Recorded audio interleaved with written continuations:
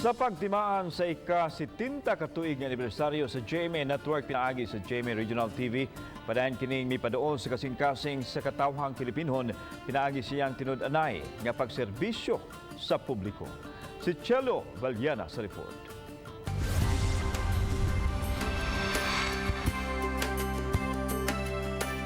Sa pagmatuod sa iyang commitment, pagserbisyo sa lokal nga komunidad, ilabi na ning panahon sa coronavirus pandemic, ang GMA Regional TV Western Visayas mipasiugda sa unang Kapuso Barangayan on Wheels.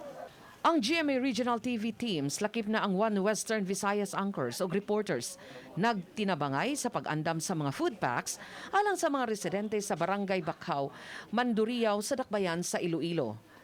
Uban sa mga sakop sa Philippine Army o volunteers sa Barangay Bakaw, ang Kapuso Barangayan on Wheels team miadto sa dapit alang sa food distribution.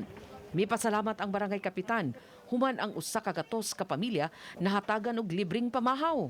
Ako nagapasalamat gid in behalf sa pumuloy sang Barangay Bakaw sa inyo pagkari diri sa amon sa paghatag sining mga pagkaon nga nakaabot gid sa amon pumuluyo. Ganin behalf sa pumuluyo ako nagapasalamat gid sa GMA Kapuso Barangayan on Wheels. Atol sa distribution, gisiguro sa team nga ang tanang nalambigit sa kalihukan nagsunod sa safety protocols sama sa pagsulob og PPEs o face mask.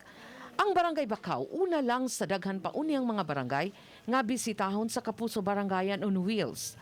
Sa panaghiusa sa tibuok Kapuso community, ang GMA Regional TV padayong misaad sa buong puso para sa Pilipino nga panerbisyo sa paningkamot nga maabot ang nagkalain-laing mga komunidad sa Pilipinas. Chelo Valiana, Balitang Bisdak.